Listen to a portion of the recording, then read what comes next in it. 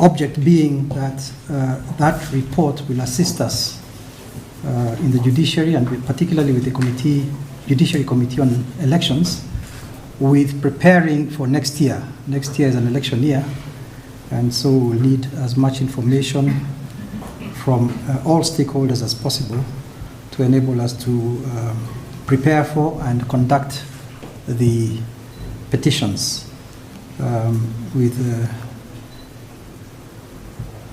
due expedition.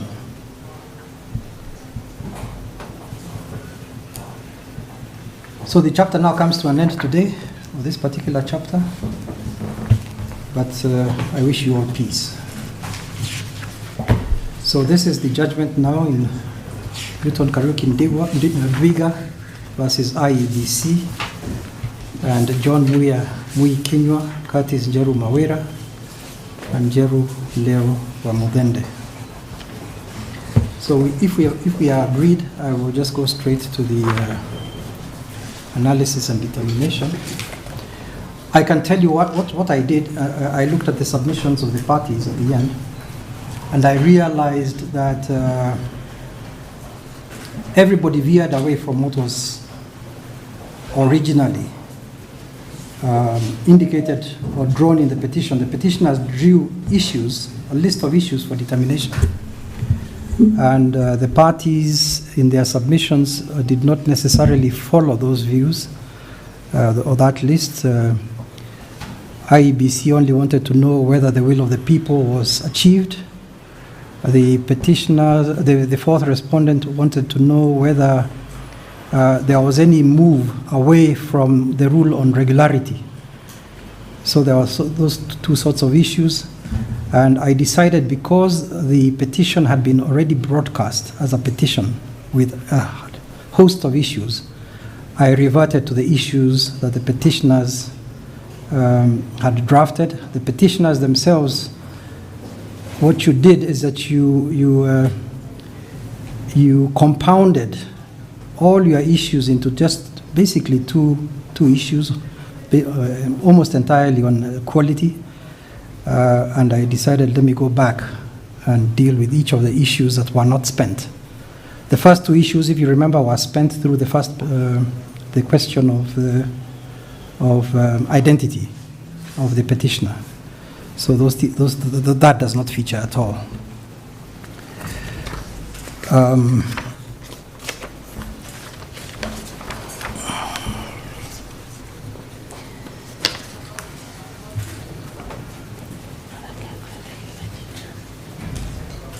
So these are the issues that I will be dealing with. One, whether there was irregular, opaque, and unlawful appointment and dismissal of presiding officers in violation of the Constitution and the general elections regulations. Two, whether alleged failure to deploy the printed register of voters and resulted in unlawful. Doesn't matter how many times you correct these things, you always find gremlins. Resulted in unlawful disenfranchisement of duly registered voters. Three, whether there was unlawful third-party interference with voter registration data and failure by the first respondent to secure and protect the register of voters. Four, whether there was violence, intimidation, and disruption of voting in violation of the Constitution, the Electoral Code of Conduct, and electoral law. Five, whether there was bribery, treating, and undue influence in violation of the Election Offences Act and the Constitution. Six, whether there was broken chain of custody and lawful handling of election materials and violation of procedure on close of polling. And seven, whether there was use of state resources, state security, and public office to influence voters, which constituted abuse of office and improper influence in violation of Articles 10, 73, 75, and 81 of the Constitution under the Elections Act. Those that I have read out were the issues that, according to me, raise questions of a qualitative nature. There was one issue, which is whether there was delay in counting votes, exclusion of agents, defective and falsified statutory forms, opaque counting and tallying in violation of Article 86 of the Constitution and Regulation 79 of the Elections General Regulations. That was a quantitative issue, and it is issue number 8. The above categorization of the issues is made due to the fact that issues 1 to 7 seem not to raise questions concerning tally, results, or the count relative to the numerical outcome of the election. Instead, they are concerned with the process, issues of integrity, custody, interference, and the propriety of the general conduct of the election. Issue number 8 appears to straddle between questions of exclusion of agents and violation of legal requirements on the one hand, and also that of counting and tallying of votes. These are issues of both qualitative and quantitative nature. So issue number 8 actually straddles both.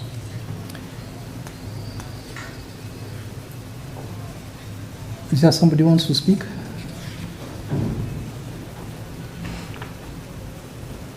I've also explained how the respondents dealt with their issues. Analysis and determination. Before commencing analysis of each of the issues, it is apposite to discuss the legal basis of the qualitative and quantitative nature of the elections in general.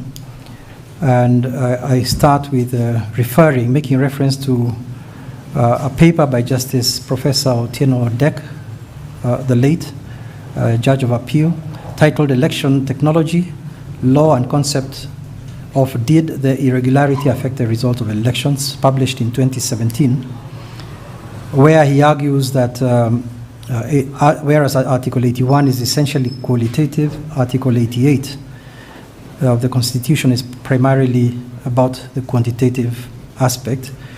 The requirement for an accurate, verifiable, and accountable electoral system imposes a qualitative assessment of the electoral results. The concept that elections must be free from violence, intimidation, improper influence, and corruption buttresses the qualitative aspects of the electoral process.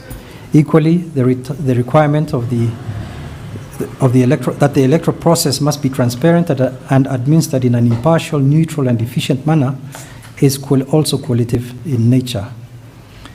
Let me not quote the whole of it, but he also makes a reference to the William Kabogo case, where Justice Kimaru had something to say about the qualitative nature of an election. He also quotes Justice Lenaola, as he then was, in Masaka versus Kalwale and 2 others, a 2011 case. And I will not read the citation, the quotation.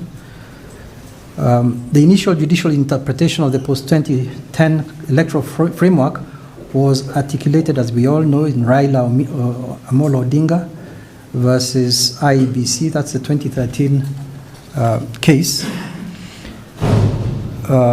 And then in Raila 2017, the Supreme Court consolidated in Raila, both non-compliance with the constitutional electoral law, and that such non-compliance affected the results of the election, were taken into account for purposes of nullification of an election.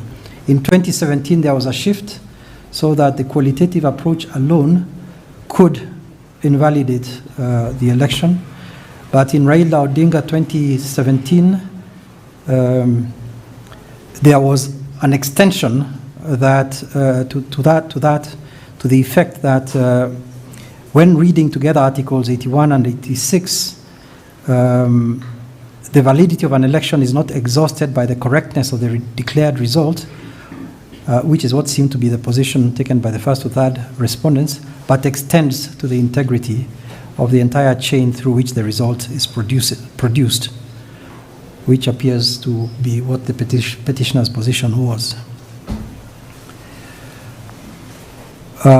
Placed into the context of the Mbeere North by-election, I have found that there's a lady called Weveti, very popular in Embu County, perhaps one of the most common names, so I've taken her as Wanjigo I thought if I used Wanjiko here, it might be an affront to Heveti.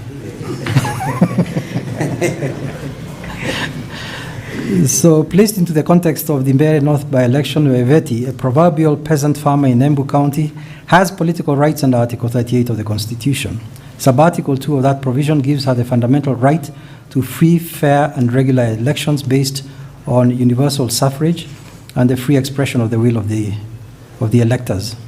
This right may be realized only if IEBC can ensure that the voting system used complies with Article 86, which I will not quote, but it is here in the judgment. The Constitution has also laid out the general principles on how the electoral system and process in Kenya should operate. This is provided under Article 81, which I have quoted, and the key parts I wanted to mention here were the universal suffrage, based on the aspiration for fair representation and equality of the vote, free and fair elections, secret ballot, free from violence, intimidation, improper influence, or corruption, conducted by an independent body, transparent, and administered in an impartial, neutral, efficient, accurate, and accountable manner. So to achieve Heveti's rights, the Constitution established IEBC as the sole organ mandated to conduct elections. The functions and powers of IEBC are set out in the following terms. Under Article 88, I'll just 88.4, I'll refer just to the fact that the Commission is responsible for conducting or supervising referenda and elections to any elective body or office established by the Constitution and any other elections as prescribed by an Act of Parliament. There are other functions that it is given, which I will not point out at this stage. In addition to these, I can mention one or two others that I've highlighted. There is also the facilitation of the observation, monitoring, and evaluation of elections, a role of the IEBC, and the development of a code of conduct for candidates and parties contesting the elections, also a role of the IEBC. In addition to these powers, which are contained in parts 1 and 2 of Chapter 7 of the Constitution, the IEBC is named as one of the commissions which has the following additional seminal powers. The power to protect the sovereignty of the people, Article 249(1)(a), the power to secure the observance by all state organs of democratic values and principles, Article 249(1)(b), and the mandate to promote constitutionalism. The IEBC is also vested with extremely significant constitutional powers under Chapter 15. That is Article 251, which is as follows. Each commission and each holder of an independent office, 1A, may conduct investigations on its own initiative or on a complaint made by a member of the public. And D, may perform any functions and exercise any powers prescribed by legislation in addition to the functions and powers conferred by this Constitution. In addition, Article 253 constitutes the IEBC as a body corporate with perpetual succession, capable of suing and being sued, which means that it has institutional teeth and can do more than wring its hands when parties and powerful players run roughshod over Heveti's rights. The functions of IEBC are also clearly spelled out under Section 4 of the IEBC Act, and I will not cite them all because they are a fair replica of what is in the Constitution. The wide-ranging powers of IEBC are extended under national legislation. For example, under Section 107 of the Elections Act, which mandates the Commission to prosecute offences under that law. The provision states, a member of the Commission or any officer designated by the Commission may order the arrest of a person who commits an offence under the Act. The Commission shall have the power to prosecute any offences under this Act and impose sanctions against a person who commits an offence under this Act, pending the hearing and determination of the offence. A member of the Commission or any person designated by the Commission shall have the power to impound or to order the impounding of any state resources that are used in an election campaign. From the provisions highlighted above, there is no doubt that the IEBC can avert or preempt continuance of certain behaviors of political parties or contestants through arrest, prosecution, or the impoundment of state resources used during election campaigns. The law is abundantly clear that the IEBC need not wait for a complaint or for any prodding in order to exercise any of its powers in the pursuit of a transparent, impartial, neutral, efficient, accurate, and accountable election. There is nothing in the law to suggest that use of these substantive IEBC powers is exercisable only on election day, or is limited to only the area within 400 meters, within the 400-meter radius of the polling station set out in Regulation 63(6) of the elections regulations. The power to maintain order within that radius inside the polling station is vested directly on the presiding officer himself. However, IEBC, as the Commission, is itself not limited to that radius in exercise of its powers to ensure a free and fair election. Therefore, it is paramount that if any incident occurs anywhere during the election period which would hinder proverbial Weveti from reaching or accessing the polling station, or which endangers her life or intimidates her such that she is unable or unwilling to cast her vote, or which corrupts the electoral process or system through bribery, interference, or in any other manner that affects her right to vote, it is the duty of IEBC to diffuse or avoid any such incident. This it can do on its own motion or upon application by any citizen through its provided mechanisms. Indeed, during the election period, the IEBC additionally has the police at its disposal, and it should be an easy thing for it to supervise or conduct elections in the transparent, accurate, free, and fair manner stipulated by law. On the IEBC's powers of prosecution and arrest set out under Section 107 of the Elections Act, the court is aware that it is generally propounded that only the DPP has this power, prosecutorial power. However, Parliament is constitutionally empowered under Article 157(12) of the Constitution to confer such prosecutorial powers on any other authority other than the DPP, as it has done in this case in the Elections Act.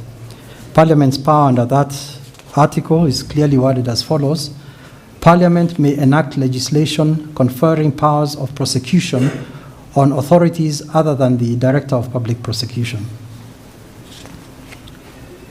How can the IEBC enforce its mandate? To ensure good quality election, and particularly in this case in Mbeere North. The Mbeere North election period started on 11th August 2025, ended on 1st December 25, when the gazettement of notice of vacancy was published, and gazettement of declaration of the person elected was also published. The election period is defined under Section 2 of the Elections Act and means the period between the publication of a notice by the Commission for a parliamentary election under Section 16 and the gazettement of the election results. As such, IEBC's critical focus on enforcement of the measures necessary for a transparent, free and fair election are expected to be heightened during the election period. One of the ways provided for enforcement includes the Electoral Code of Conduct found under Schedule 2 of the Elections Act, as contemplated under Section 110 thereof. This provision obliges every political party and every person who participates in an election or referendum under the Constitution and the Elections Act to subscribe to and observe the Electoral Code of Conduct. Unless the political party and the candidates have subscribed to the Electoral Code of Conduct, they may be excluded from participation.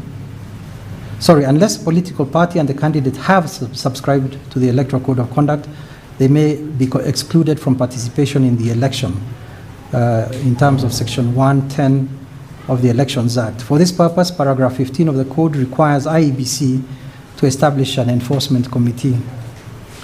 Significantly, in order for IEBC to ensure a free and fair election, it is incumbent upon it to rigorously enforce the Electoral Code of Conduct, which every party and candidate is obliged to subscribe to.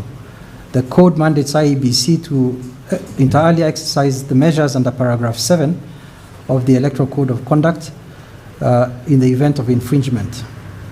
The measures are summarized as follows: amongst others, to issue formal warnings, to issue fines, which shall be registered in the High Court, to prohibit a party from using media time, issue prohibitions for public meetings, demonstrations, or marches, either on its own motion or in consequence of any report made to it, to institute proceedings in the High Court as may be appropriate in the case of any alleged infringement of the code by a political party or by the leader or office bearer of any political party.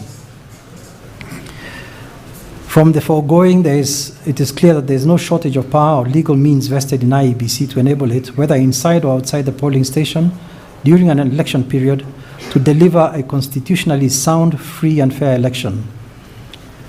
It is indeed in the public knowledge that during the election period in Mbeere North, the IEBC's Electoral Code of Conduct Enforcement Committee was functional. I found a case, complaint number IEBC ECCEC number 4 of 2025, which was conducted in Nairobi, where a 5-person committee reached a verdict on 17th November 2025. So IEBC's Electoral Conduct Committee was live and well in 2025, November 2025. It is not novel to suggest that IEBC must take a robust and active rather than passive role in ensuring discipline and a level playing ground during the elections period. In India, the Election Commission in its earlier days neglected to act proactively, despite, like Kenya, there being a code of conduct in force. In a book entitled How India Votes, Election Laws, Practice and Procedure by V.S. Rama Devi and S.K. Medirata, it was observed as follows: rarely, and I quote, rarely was any punitive action taken by anyone if any breach of the code was observed. It was only from the time of the 10th general election to the House of the People in 1991 that the Election Commission became proactive to ensure the observance of the model code in its true letter and spirit by all concerned. The Commission expressed its open displeasure over the conduct of certain high dignitaries violating the model code and censured a few officers on that count, and that had the due sobering effect on the others. I have quoted several instances where the Indian Electoral Commission cited parties or candidates. Maybe I can put just one, just for the purpose of illustration.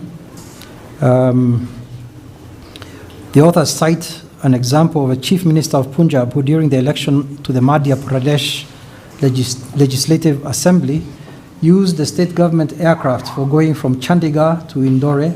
I know these names mean nothing to us in Kenya, but they are real places in India, on some official visit, and from there proceeded to Bhopal on an election visit. He was made to pay to the government at the asking of the Election Commission for the entire air journey from Chandigarh to Bhopal and back for his use of the government aircraft in violation of the Model Code. And there's another example too. This is the background I have given, and on that background I now analyze and determine the issues. Issue number one: whether there was irregular, opaque, and unlawful appointment and dismissal of presiding officers in violation of the Constitution and the elections general regulations.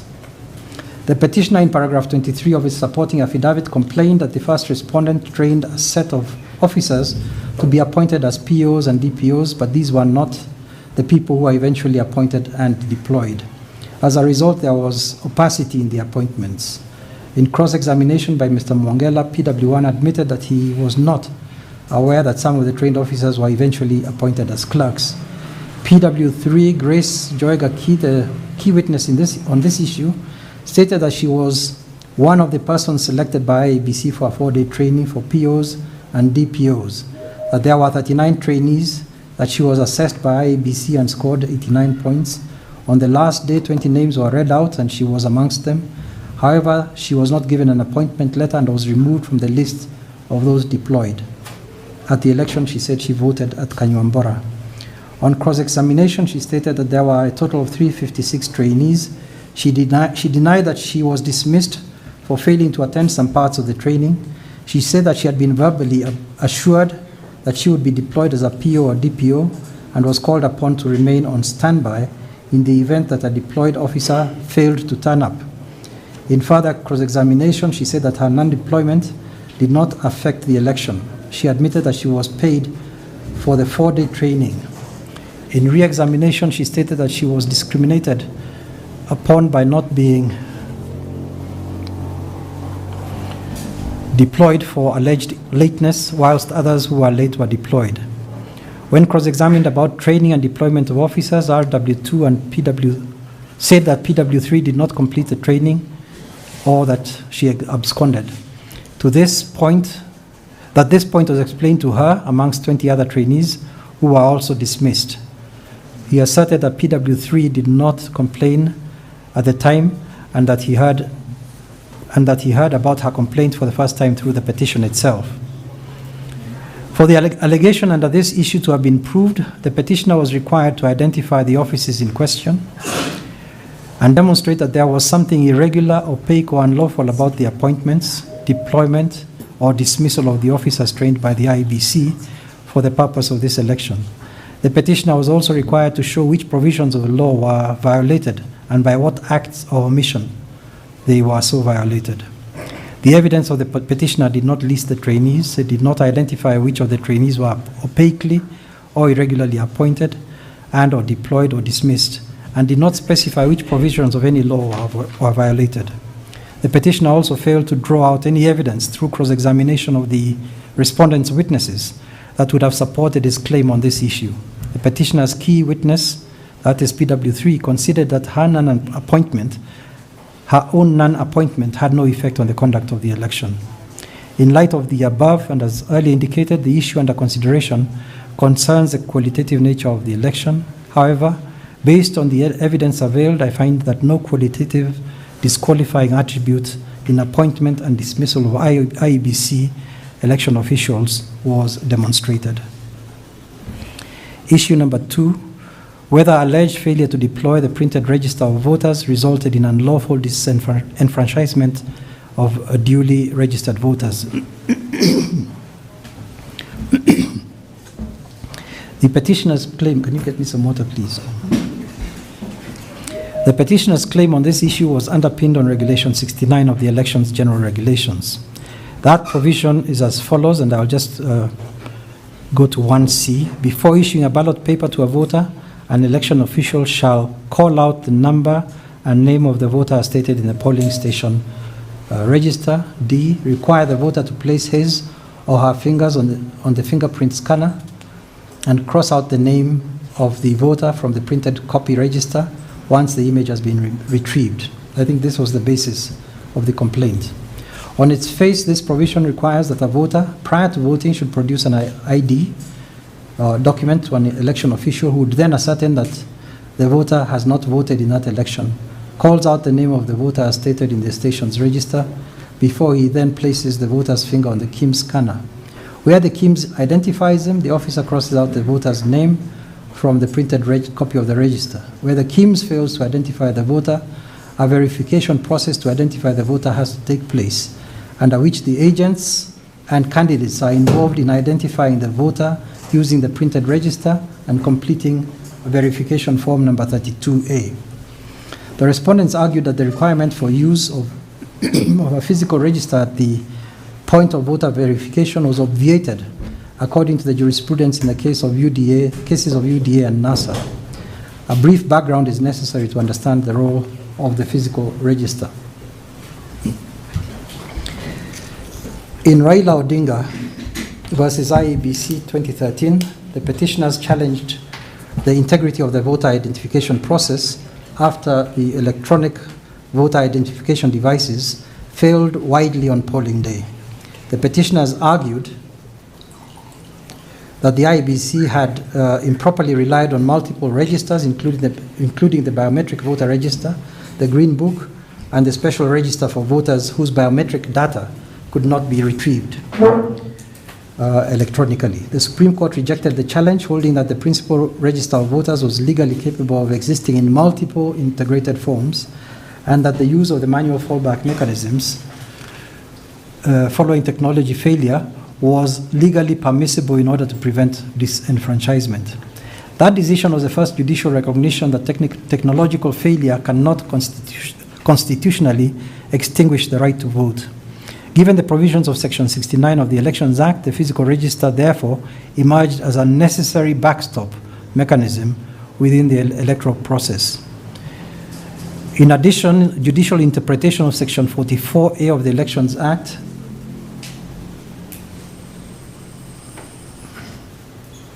in relation to voter identification occurred in the NASA National Super Alliance case of 2017.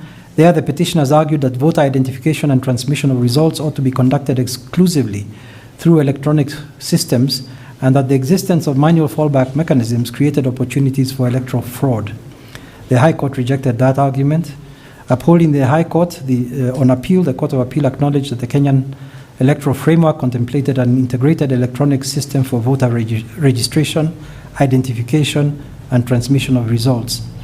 In essence, the court determined that the complementary mechanism contemplated under Section 44A was intended to operate precisely when the integrated system failed as follows.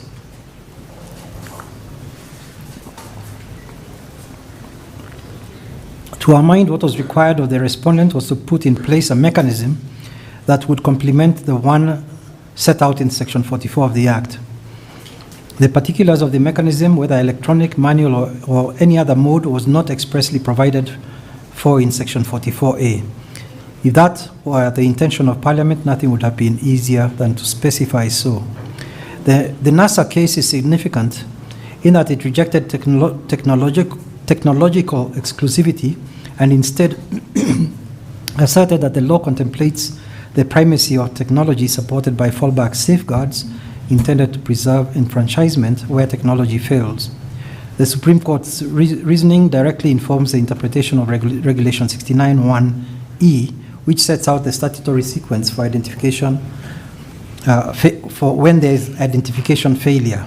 First, biometric identification, followed by alphanumeric search, and finally resort to the printed register. The NASA case confirms that Regulation 69 is a procedural expression of Section 44A's constitutional complementary mechanism. In raila 2017, the petitioners challenged the integrity of the election on the basis of failures in electronic transmission, verification, and accountability.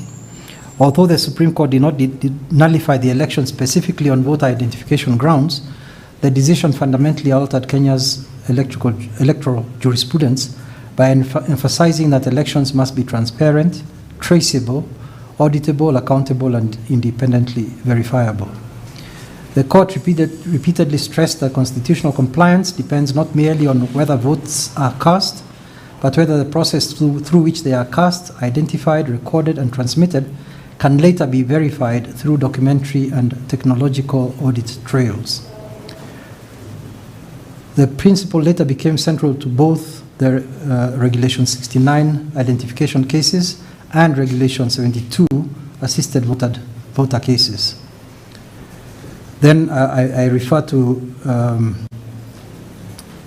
the Manyora case, and I'll skip directly to, because it's taking us long to get there, I skip directly to UDA, the UDA case. On the eve of the 2022 general election, let me just mention, the Manyora case, Kenya Human Rights Commission versus IEBC. It is important. In that case, the petitioners challenged IEBC for issuing a directive proposing to abandon the printed register entirely and rely exclusively on KIEMS-based identification. The High Court, building on the NASA case and the constitutional principles articulated in raila 2017, quashed the directive and held that the printed register was not merely administrative, but a constitutional safeguard. The court found that abandoning the manual register violated Articles 38 and 86 of the Constitution. However, on the eve of the election, 2022 election, the Court of Appeal intervened through the case of UDA versus Kenya Human Rights Commission and others. It stayed the High Court's directive requiring immediate universal deployment of the manual register. It did so without rejecting the legitimacy of the complementary mechanism. Instead, the Court of Appeal held that the following sequence governed voter identification.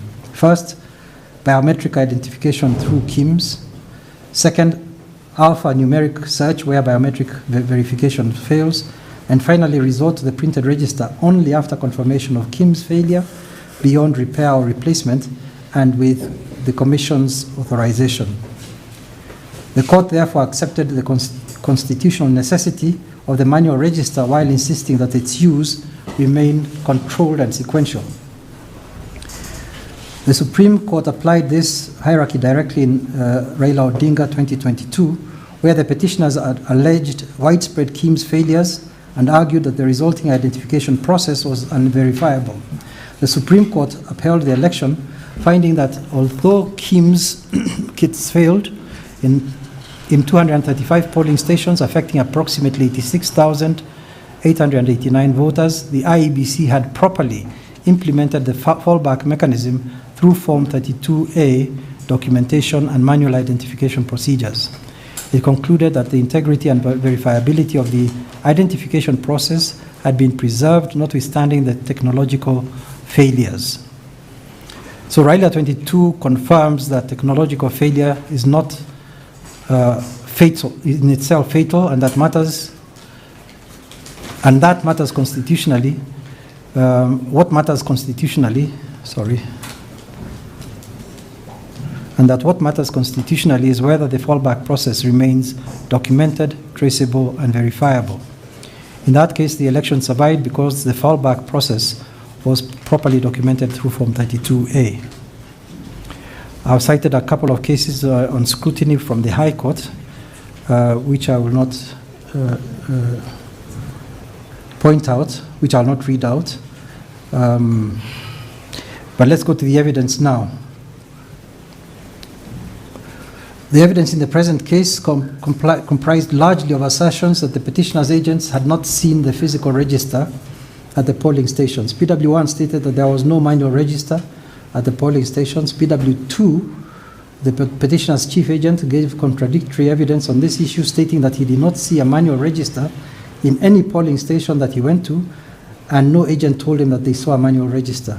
That the agent at Kitiburi polling station told him that some people were voting even though they were not identified by KIMS. In cross-examination by Mr. Mongela, however, he stated that he did not witness any KIMS kit malfunction, and the agents did not tell him how KIMS kits were started. He also stated that he was not present when KIMS were being started, but he was shown how the kit was started. He did not recall seeing a QR code on the manual register. PW3 Joyce Gaki, in evidence in chief, stated that she did not see any manual registers on polling day. When cross-examined by Mongela, she stated that during the IBC training, she was told that manual registers would be used only when necessary, like when identifying a voter. When she voted, however, she was identified by KIMS, and so there was no need to refer to the manual register. PW4, one of the petitioner's polling agents, stated that the voters who were not identified by KIMS kits were photographed and shown where to vote. He stated in cross-examination by Mr. Mongela that I saw KIMS being started. I saw the KIMS kit take a picture. I know it was a picture on voters' register. KIMS worked from 6 a.m. till closure. In re-examination, he stated that people who are not identified in KIMS were photographed holding an ID. RW1 stated that KIMS kits were started through scanning the QR codes on the physical registers. In all the polling stations, he did not receive any reports of complete failure of KIMS kits being unable to identify a voter. That the physical register is used only when KIMS fails completely, and in such cases, use of the physical register must be authorized by IEBC headquarters. In cross-examination by Mr. Gachagua, RW1 stated that the petitioner did not specify any station without a physical register. When cross-examined and referred to paragraph 39 of his affidavit, the witness said that the physical registers were deployed 100%. He stated in cross-examination by Mr. Njiro that KIMS cannot start without scanning the QR code on the physical register, that the register used was the same one used in the 2022 election. RW2 stated in evidence in chief that a physical register was deployed in each polling station. RW3, the PU at Kitiburi 2, stated that I had a printed register of voters which I scanned the QR code to start KIMS. I did not choose the register of voters since all voters were identified by KIMS kit. RW4 PO at Gitiburi number 1 stated in cross-examination by Mr. Gachagua that she did not choose the register of voters except to open the KIMS kit. RW8 was a PO for Muchonoke polling station. He stated that he had a physical register on polling day and that no voter was turned away. He stated that the register was sealed in a clear plastic paper and it remained that way all day. He did not know how many pages the register had. The top of the register indicated the number of the voters in it, but he did not open it to verify the number of voters in it. During scrutiny, when ballot boxes were opened, the DR noted that in each box there were voter registers wrapped inside a transparent sealed plastic bag. The physical register had on its face a QR code which was used to open the KIMS kit when scanned. Once a KIMS kit was opened through scanning, the kit gained access to the soft copy content of the physical register in the paper bag. Further, when doing the scrutiny, the DR unsealed the physical registers, scrutinized and placed them side by side with the 2022 register and confirmed that they were identical in that they contained the same voters' names. In conclusion, it is demonstrated by the evidence that there was a physical voters' register available at every polling station, that they had QR codes on them to open the KIMS kit at the polling station.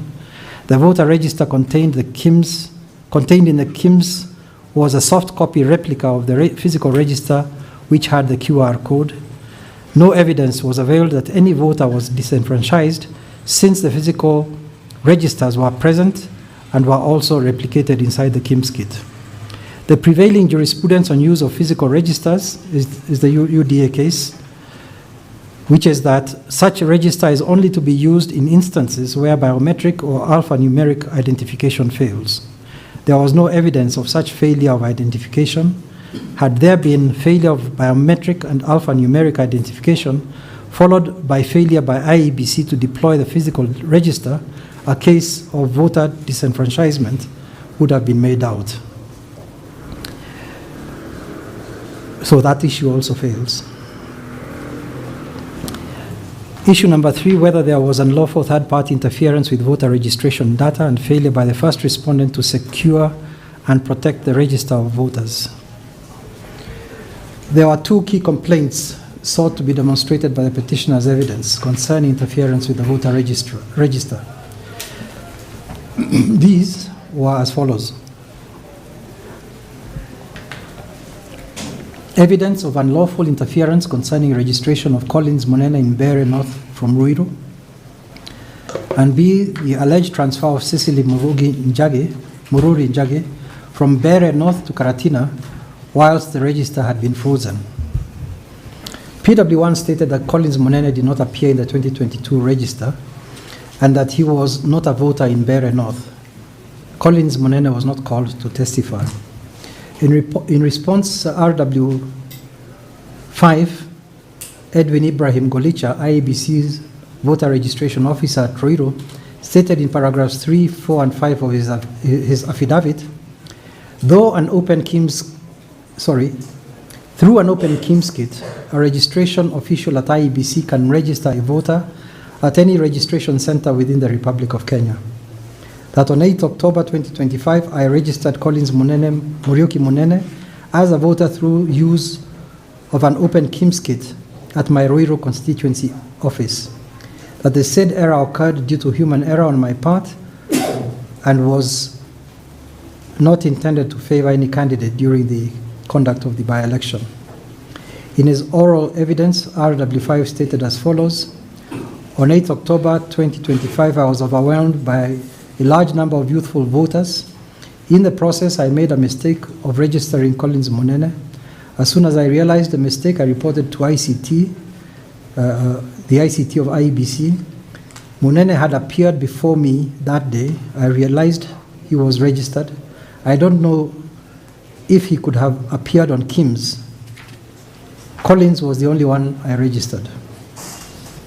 In cross-examination by Mr. Ndegwa, W5 stated as follows: what I did amounted to an alteration. All registers had been frozen as at 22nd June 2022. I was aware of this. It is an alteration. I had no authority to alter the register. I did inform ICT. I did not inform the Commission itself.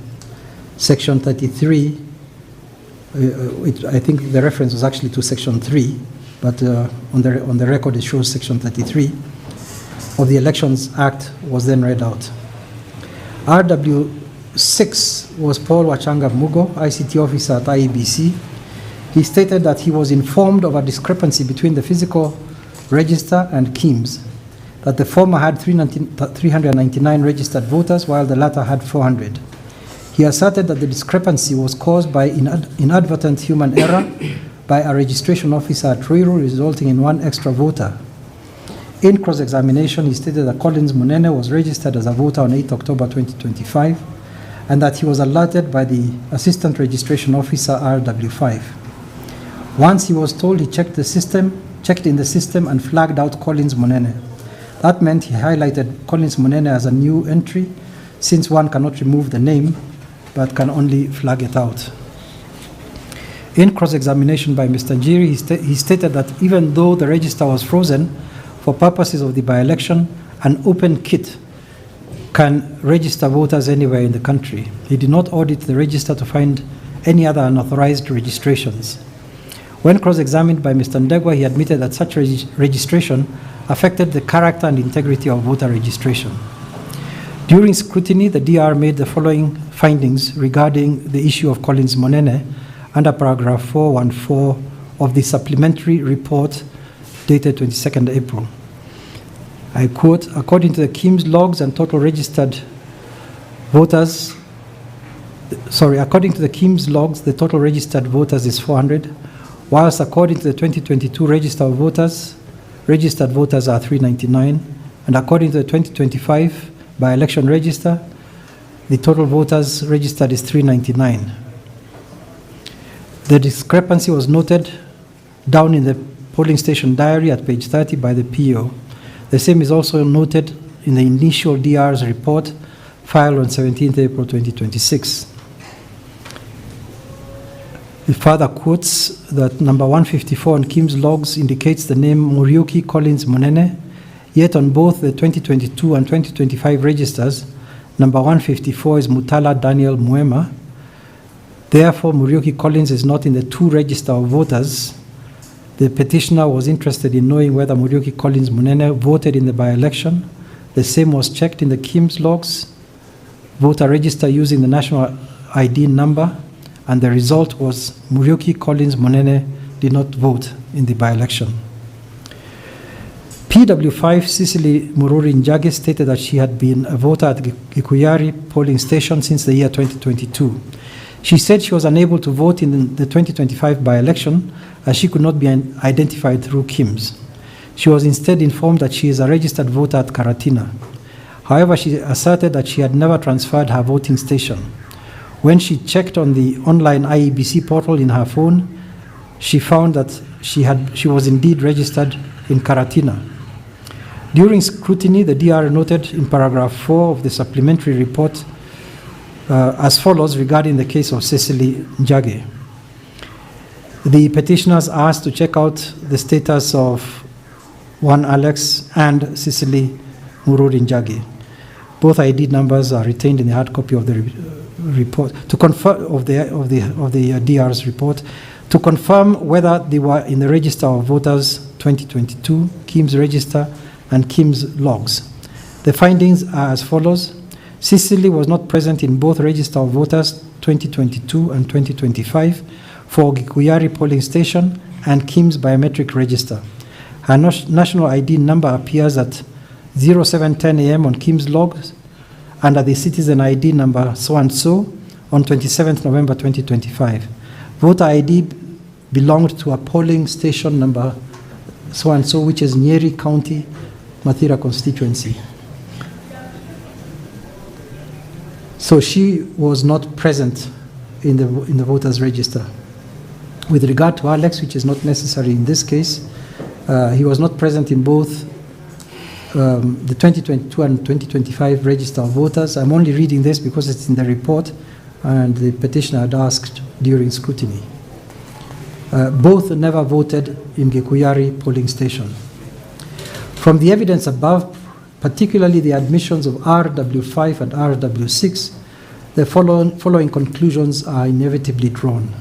1, that an IEBC registration officer using an open KIMS kit can register a voter anywhere in the country for a constituency. 2, that an open KIMS kit can override the freezing of a register in an area scheduled for an election. It is also concluded on the issue at hand that there was no proof availed that the admitted interference with the register was either widespread, systemic, or intended. In substance, therefore, there was no proof, and thus no finding can be made of the fact that the stated interference with the register affected the will of the people. Issue number 4, whether there was violence, intimidation, and disruption of voting in violation of the Constitution, the Electoral Code of Conduct, and electoral law. Incidents of violence were primarily shown through evidence to be significant at Kaungu polling station. PW1 testified that he was informed of incidences of violence, voter intimidation, and disruption of voting at various polling stations. He stated that at Kaungu, the Embu County Governor and the fourth respondent forced their way into the polling station and chaos erupted. That the aides accompanying state officers fired shots in the air. He was shown videos titled Violence Shooting Victim, which had been admitted in part, and CS Roko Voter Agitation Kanywambora. These are 2 videos. PW1 was not present at Kaungu at the time. PW8, James Mureithi Njage, who stated that he voted at Kaungu polling station, he said thereafter he left the station and was standing outside the gate of the polling station waiting for his friend. While standing there, he was shot on his upper arm. He reported to the police that he had sustained a gunshot wound before going to Embu Level 5 Hospital, where he reported the nature of his injury. Dr. John Mwangi's medical report indicated that the witness reported that he had been shot. Produced in evidence, there are handwritten doctor's notes showing that he had reported a shot wound and that there was a slight crack in the distal end of his radius. RW7, Pauline Onthiga Njeru, the PO at Kaungu polling station, stated that he witnessed violence from a distance outside the polling station, including stones thrown into the polling station. Voters were aggravated, so he stopped the election process for 30 minutes. When he reopened, the voting continued, but the voter turnout was lower than the earlier turnout. He recorded as follows in the polling station diary. Quote, the locals and some politicians disrupted the polling process where some window glasses for the polling station were broken. Voting was disrupted between 13:45 hours and 14:15 hours. Action taken, the aperture was sealed at 13:45 hours. All election material and officials were put under tight security. The RO ensured there was backup security. In cross-examination by Mr. Njiri, he stated as follows concerning the incident of invasion into the polling station at paragraph 9. I say there was a shooting incident. Shown page 345 of the PSD. He says, I recorded that there were politicians. I don't know which politicians. I do not know their names. The politicians and locals affected the polling by stoning the classroom. We had to stop the process of polling. The shooting was past noon. Yes, the number of voters reduced. PW6 was shown a video titled Armed Goons, Gitiburi Unattended. It concerns the period after the fire at Gitiburi 2, and there are crowds with some of them armed with sticks. The video titled Gitiburi Path Violence 001 also shows agitated people armed with sticks confronting the IEBC officers after the fire had occurred at Gitiburi polling station. On viewing the videos, the court notes as follows that most The most significant violence was experienced at Kaungu polling station. The video showed vehicles like Prados and Land Cruisers without number plates driving out of the polling station with hordes of people armed with sticks, jeering angrily and demanding their removal. At Kaungu, there is evidence of PW8 who testified that he was shot outside the polling station. There is no doubt that whilst Kaungu was the epicenter of the violence demonstrated in this case, there were instances of disruption and commotion wherever any unusual event occurred, such as a fire or attendance of politicians at polling stations in unmarked vehicles. As to whether this violence has a substantial effect on the outcome of the election, the findings from the supplementary report dated 22nd April 2026 indicated that at Kaungu, from the opening of the polling station at 6 a.m. up to 1 p.m., the voter turnout was 347 voters. From 1 p.m. up to close of polling at 5 p.m., not forgetting that the violence occurred at around lunch break at around 1:30, the voter turnout declined to 49 voters. This is clearly shown in the highlighted row in number 2 on table 3, which I have extracted and put in the judgment. The extract on row number 2 of the table 2 shows as follows. Record of voter turnout at the polling station. Details as per the PSD. Total registered voters were 641. Voters who had voted at 900 hours, 177. At 1000 hours, it should be 11 actually, because it goes by every 2 hours. It records every 2 hours. At 1100 hours, 287. At 1300 hours, 347. So between morning and 1300 hours, the voters were 347. From 1300 hours to 1700 hours, the total voters were 396, which shows that merely 49 people voted in the afternoon. The other witnesses to violence, witness to violence was PW6, Dan Degwa Macharia, the agent for Safina Party at Gitiburi 2.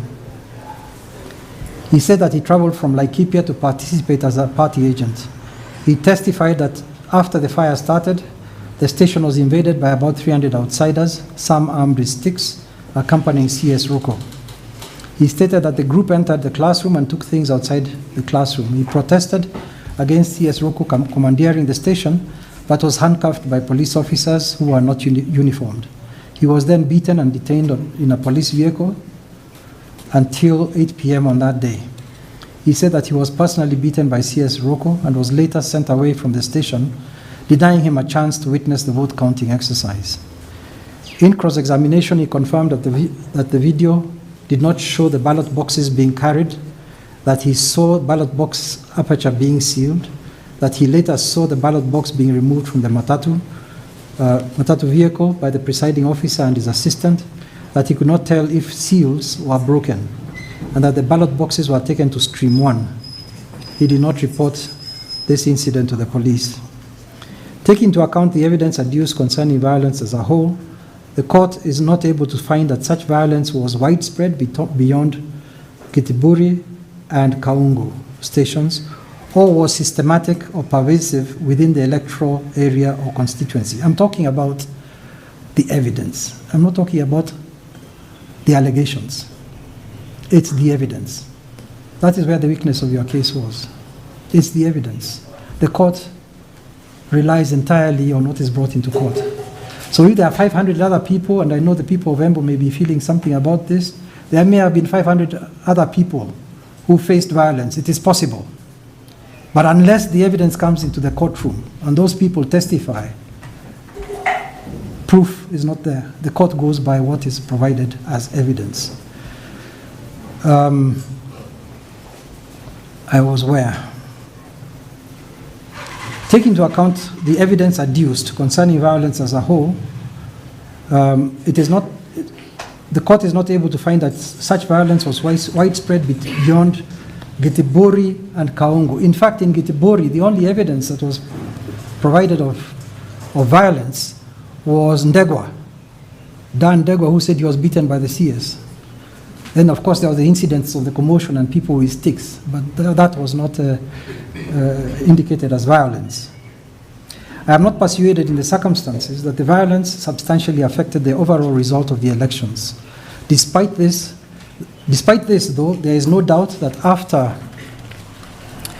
the violence occurred at Kaungu, there was a decline in voter turnout from about 347 voters between 6 a.m.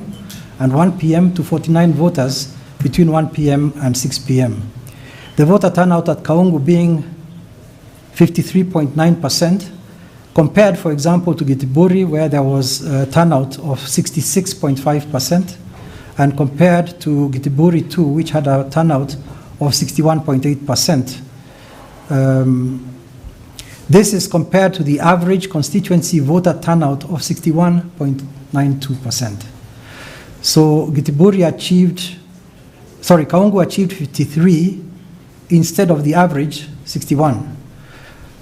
If we do a calculation, theoretically, we can say Kaungu may be said to have suffered a turnout decrease of about 8%. 8% or 51 votes or voters, as against the constituency average. So on that issue, again, the petitioner fails. Issue number 6, whether there was bribery, treating and undue influence in violation of the Election Offences Act and the Constitution. PW1 stated that he received reports about serious cases of bribery at Kune, Kageri, Itira, and Kianamu polling stations. He also alleged that bribery was connected to the high numbers of assisted voters. However, he was not able to give any concrete direct evidence of bribery. PW2, the petitioner's chief agent, received reports of bribery at Riandu polling station and treating of voters with unga and cooking oil at Makunguru polling station. He highlighted a person called Ndawa area who was allegedly involved in bribery, but he had no proof that the named person was acting on behalf of the fourth respondent. PW3 testified that she witnessed bribery at Kanywambora polling station, but gave no further details. PW10, Anseta Wakere Maringa, and PW11, Lydia Mbuya Njeru, were the key witnesses for the petitioner on the issue of bribery. PW10 testified that on the occasion, on the election day, she was called by her former MP, Muriuki Njagagwa, who she knew. He asked her to go to the home of her neighbor, Edward Njage. And when she got there, she found many people and was informed that there were presents available for them. She saw those items in Edward Njage's home where Njagagwa was. They were then each given 2 kgs of maize flour, wheat flour, and rice, and Kenya shillings 500. The items were to be in exchange for her vote for the UDA government candidate in the by-election. When she refused to take the items and the money, she was told that she would not benefit, and Njagagwa left the items for them. Shown her affidavit, she said there was no indication that she took any bribe, though she alleged that she saw others taking bribes. In her oral testimony in cross-examination by Mr. Gashuba, PW10 stated as follows: Njagagwa was bribing people. He did it on behalf of Wamudende. He told us so. I did not see Wamudende. I took 2 kgs of rice, 2 kgs of ugali, 500 shillings, and unga ya chapati. I ate them. It was not written that they were for the election. I was hungry, so I ate. Others also got and they ate. Many who couldn't write also ate, and they were helped to vote. I have no affidavits of others involved. Lydia was with me at Edward's house. We were given the gifts together. Cross-examined by Mr. Kamoto, she reiterated, I think this is when Mr. Kamoto spoke the local lingua. You forgot you were in court. Cross-examined by Mr. Kamoto, she reiterated that she indeed took the gifts, that initially she declined, but eventually she took the things since they belonged to the government. PW11, that was, I think, Lydia Mbuya, testified that she was invited to Edward Njage's home where they were offered bribes in the form of food. They were offered the goodies so as to be assisted to vote for the fourth respondent, and that she agreed to vote for the fourth respondent. That is in paragraph 4 of her affidavit. They were told that if any of the invited recipients refused to vote for the fourth respondent, they would not benefit from the gifts. But most people took money and they were swayed to pose as voters needing assistance. In her oral testimony, she said that she was given 2 kgs of sugar, 2 kgs unga, 2 kgs ungangano, and 500 shillings by Gachagua, who told them to vote for the fourth respondent. Further, PW11 testified that there were 2 ladies and 1 man who were given Kenya shillings 15,000 to find people who would vote for the fourth respondent, and that some of them would pose as assisted voters. She considered that she took the bribes and was influenced to vote as suggested. In cross-examination, she stated that she witnessed bribery outside the gate of the polling station, but she did not report the vice generally. She reasserted that she was bribed and the bribe was intended to influence her vote for the fourth respondent. In the present case, PW10 and PW11 have admitted repeatedly that they took the bribes intended to influence them to vote for the government candidate, namely the fourth respondent. I listened carefully to their evidence, in which they corroborated one another. They did not strike me as incredible, lying, or flippant. I believe their testimony as to the fact that they took bribes. I do not doubt that they were at Njage's house, where they said they were when Gachagua offered them the bribes. The submission by the petitioner was that the bribery was not only intended to influence the voters to vote for the government candidate, but also enable them pose as illiterate voters needing assistance.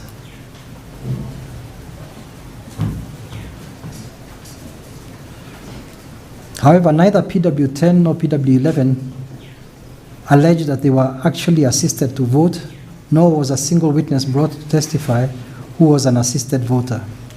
On this, the IEBC submitted that whilst PW10 knew that she was committing an election offense by taking the bribe from Gachagua, she did not report the same. IEBC, I challenge anybody to ever report to you that they were bribed, or any briber to report to you that they gave a bribe. There was no witness availed by the respondents to controvert the evidence of PW10 and PW11, although Gachagua was named in the affidavits, as was Njage.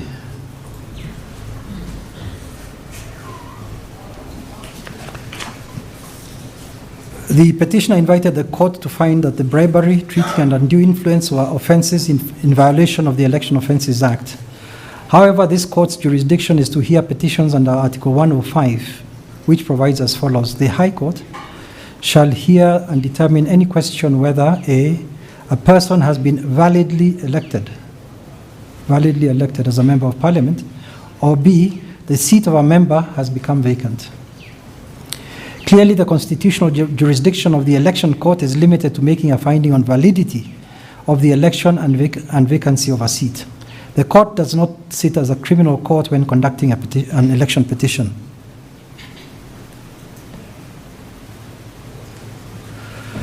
Thus, the finding this court can make regarding bribery, treating, and undue influence is that prescribed under the Elections Act and no other. In that light, the provision of Section 87(1) of the Elections Act enables the election court to make a determination regarding an electoral malpractice of a criminal nature. The provision, that is Section 87(1), is in the following terms. An election court may, at the conclusion of the hearing of a petition, in addition to any other orders, make a determination on whether an electoral malpractice of a criminal nature may have occurred.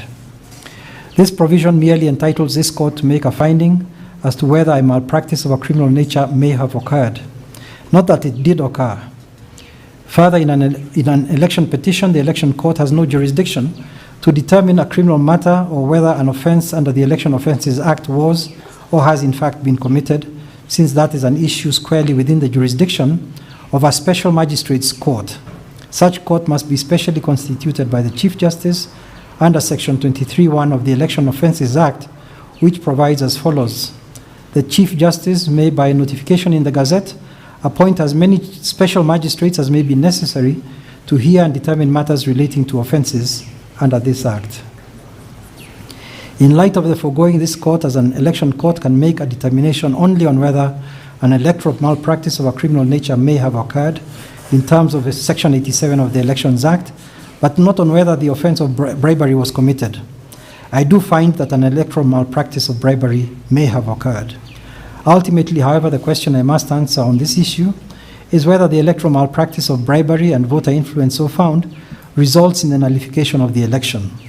From the evidence above, I am unable to find that the scope and prevalence of the malpractice substantially affected the result of the election in terms of Section 83 of the Elections Act. We are talking about two witnesses who said they were bribed.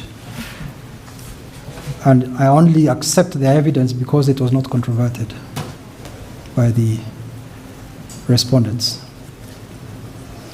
Issue number 6. Whether there was a broken chain of custody, unlawful handling of election materials, and violation of procedure on close of polling. The petitioner made claims of a wide range under this issue, alleging broken chain of custody and unlawful handling of election materials. However, he was not an eyewitness in any of these events, neither was his chief agent, that is PW2. The main evidence that emerged in respect of this issue was that concerning Bribery Primary School Polling Station 2, where there was a fire, and Kaungu Polling Station, where there was an invasion by unauthorized people.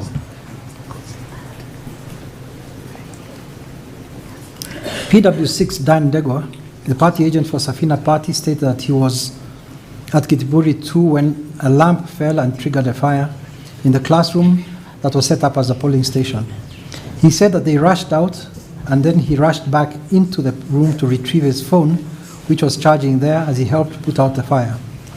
He stated that CS Roko came to the station with about 300 people in tow, and they occupied the classroom, that the votes were placed inside the Nissan van, which was left unguarded outside, and he believed that they could have been interfered with. He said that by that time he had been handcuffed on the instructions of CS Roko, and some agents had run away. In his affidavit, PW6 could not confirm what happened at the voting in the classroom, as he was seated at the back observing. In his oral evidence, he reconfirmed that it was about 5 p.m. when the fire broke out, as the PO was attempting to light a gas lamp. That bedlam then broke loose, and the crowd of people started coming into the polling station. A video named NNK23 Collection Gitibori was shown. He said that the crowd comprised of about 300 people, and at the time the ballot boxes were still in the classroom where they were left when the fire broke out. He further stated that locals salvaged the ballot boxes and took them to the vehicle, that the PO and DPO were not in the vehicle when the ballot boxes were taken to it. IEBC officers were called to come and collect the boxes from the vehicle, and they complied and picked the boxes. On further cross-examination, PW6 stated that there were things taken outside the polling station classroom by strangers. He said that he did not see in the video the ballot boxes being carried out by locals to the vehicle. Upon viewing the aforesaid videos, the court noted that as follows: there indeed was a fire, that there was commotion at Gitiburi, that there was involvement of large crowds of people, some armed with sticks, that there was also a van into which some IEBC officials in IEBC reflective vests were seen attempting to enter. However, no ballot boxes were seen in the videos. Hence, the videos do not support the allegation of third parties handling, I'm talking about handling, the ballot boxes. In his affidavit, PW7 Simon Kariuki, a voter at Gitiburi, stated that shortly after the fire was controlled, CS Roko came to the station accompanied by people armed with sticks and rungus, and they took the ballot box to the vehicle whilst beating people. That CS Roko demanded that the ballot boxes be brought to one classroom and ordered that the ballots from both Gitiburi 1 and 2 polling stations be counted together. One of the ballot boxes emerged from amidst the crowd and was given to CS Ruku, who gave it to IEBC officials. That CS Ruku demanded that the voters, sorry, not the voters, but the votes, that the votes be counted and tallied. He did not witness reopening of the ballot boxes again, and he denied signing forms 35A. He stated that the counting took place in one polling station at Gitiburi. RW4 Jane Karim Induma was the presiding officer at Gitiburi 1. It was her evidence through her affidavit that after the polling ended at 5 p.m., she secured the room before counting started. She confirmed that CS Roko came to the station and caused commotion. She noted that there was a fire at Gitiburi 2, that she prepared the polling station as a counting room.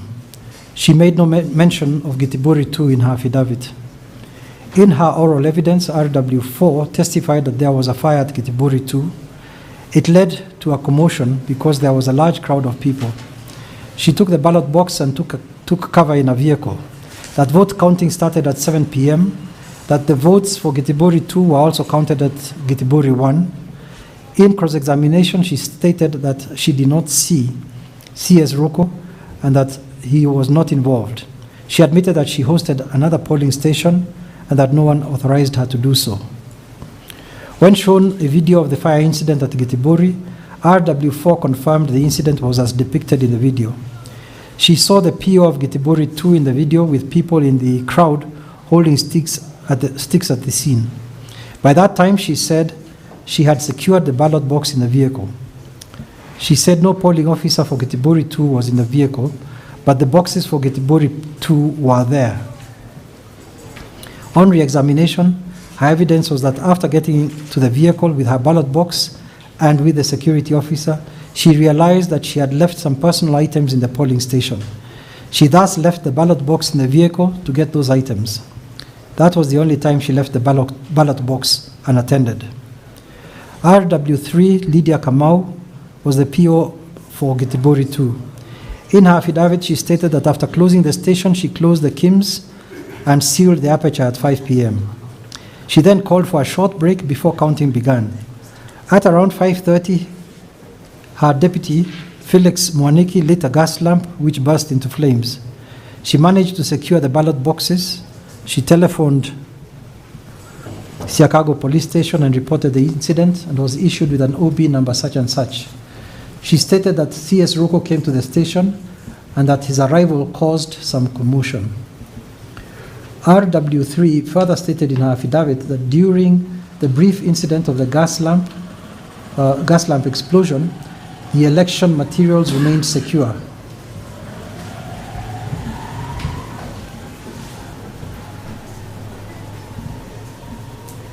Let me read that again. RW3 stated that when the fire broke out, she took the boxes to the vehicle hired by IEBC together with the security officers and agents. She said that she and her team transferred their materials to Gitiburi 1 to count ballots, and they found Station 1 already going ahead with counting. In further cross-examination by Mr. Ndegwa, she stated that the forms which were burnt were KIMS Forms 32A. From the DR scrutiny report of 17th April 2026, the DR noted that the PSD for Gitiburi 1 recorded the fire incident as follows. Incidents recorded on page 30 as an accidental fire in Station 2 at 17:30 hours. Fire was put out and calm restored. Security backup. In Gitiburi 2, the PSD indicated that the PO recorded gas cylinder exploded and some of the forms were burnt. We were able to secure the ballot papers, ballot boxes, KIMS, and some forms. It is clear from the totality of evidence adduced that in Gitiburi 1 and 2, polling had concluded by the time the disruption arose from the fire and the crowd that invaded the polling stations. That RW4 took cover from the crowd in the vehicle, and at that time the boxes from Gitiburi 2 were in the same van without any officer from the polling station. It was admitted by RW4 that at some point she also left the box for Gitiburi 1 in the van unattended when she left to get her bags, which had been left inside the polling station.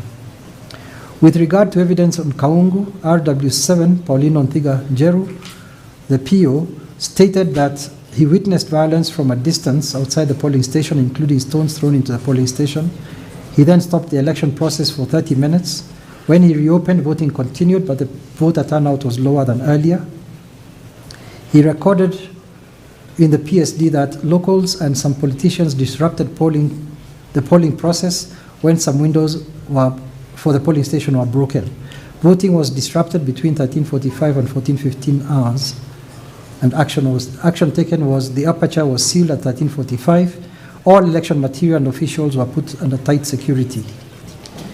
Thus, for Kaungu, it was the actual polling that was interrupted at 1:45 p.m. and the polling station was closed for 30 minutes. However, there is no evidence that during this time the election materials were removed from the polling station or were outside the PO's control. In summary, the evidence on this issue, we are looking at the issue whether there was broken chain of custody and lawful handling of election materials and violation of procedure of close of polling. In summary, the evidence on this issue is as follows. 1, at Kaungu, despite the fact of disruption of polling, the election materials were not interfered with. 2, at Gitiburi 1, the disruption occurred after closure of the polling station at 17:30 hours as recorded in the PSD. At Gitiburi 2, the disruption occurred after close of the polling station according to the PO.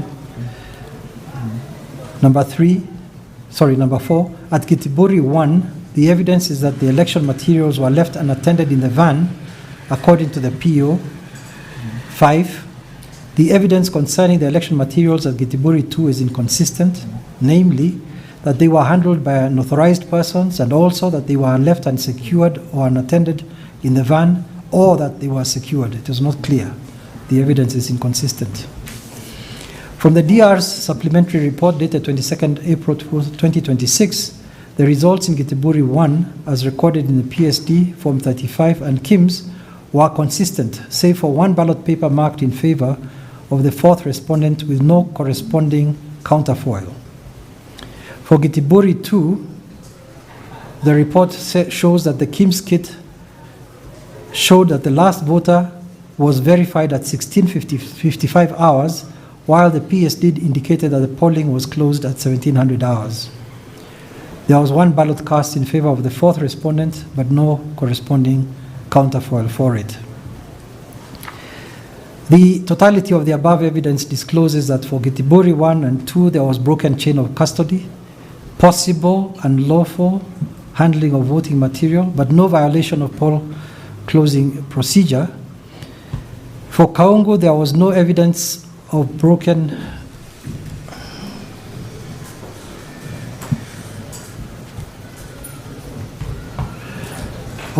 chain of custody, unlawful handling of or violation of poll closing procedure. Consequently, there is no basis for finding that the irregularity or non-compliance was substantial and that it affected the election outcome in terms of Section 83(1) of the Elections Act. Had it been demonstrated that the sort of violence shown at Kaungu was pervasive or widespread and occurred during the polling, a positive case would have been made to conclude that the violence affected the overall quality of the election and had a significant effect on the result.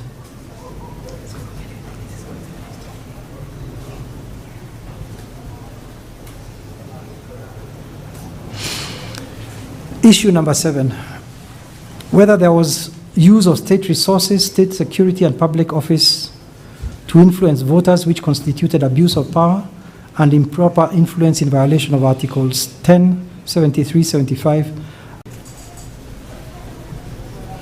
In order to prove issue 7, to provide at least the following evidence: names of the public officers, a number of them, their designations and offices held, and particulars and nature of the alleged abuses of such offices, and the overall effect of such abuses upon the electorate and the election outcome. The petitioner failed to provide these through the evidence adduced, and accordingly, I am unable to find in his favor on this issue.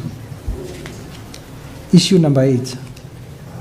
Whether there was delay in counting votes, exclusion of agents, defective and falsified statutory forms, opaque counting and tallying in violation of Article 86 of the Constitution and Regulation 79 of the Elections General Regulations. With regard to delay in counting votes, the only evidence presented related to Gitiburi 1 and 2 were the breakout of the fire affected the timely counting of votes. Regarding exclusion of agents, the only evidence was that of PW6, who alleged that he was handcuffed and detained in a police vehicle until 8 p.m., hence was denied a chance to witness counting of the votes. From the DR scrutiny reports, agents of the petitioner were present in the stations where scrutiny was ordered, and they signed Forms 35A. With regard to defective and falsified statutory forms and opaque counting and tallying, the allegations in the petition were that Forms 35 were overwritten, resulting in opacity of results. In respect of Kerie Polling Station 2, Nazario Mugo, who was the PO, did not testify on the inconsistencies between Forms 35A and 35B, showing a total number of votes obtained and cast as 225 and 223, respectively, a difference of 2 votes. I looked at the form carefully, the Forms 35. The tally on the right-hand side for each candidate is indicated as in a total. That figure is supposed to be translocated to the column on the left-hand side, and the 2 should tally. So the key figure that is of interest is the one on the right-hand side, not the translocated figure. In respect of Gitiburi 2, RW3 Lydia Kamau, the PO, did not testify on the inconsistencies between Forms 35 and 35A and 35B, which indicated that the number of valid votes obtained and cast is 261 and 262, respectively. However, during scrutiny, the votes were recounted, and the number of valid votes cast remained 262, meaning that Forms 35B was erroneous by 1 vote. In respect of Mushonoke 2, Timothy Nyaga Maringa, the PO, did not testify on inconsistencies between Forms 35A and 35B, showing 304 and 303 votes respectively on the number of valid votes obtained and cast. Scrutiny was not done for this station, and the inconsistency of 1 vote remains unexplained.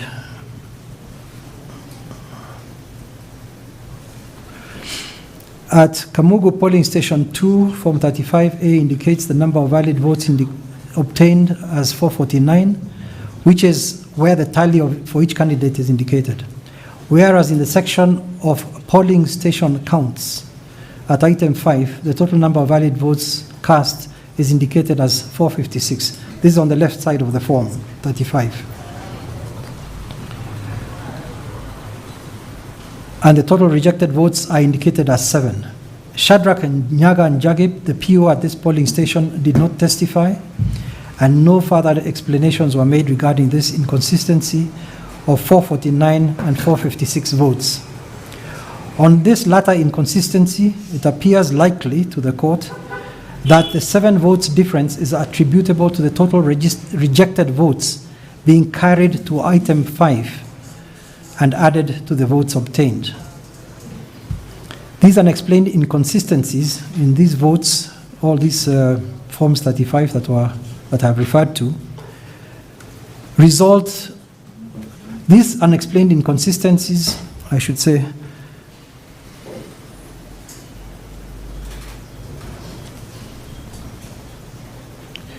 add up to 10 votes in Forms 35.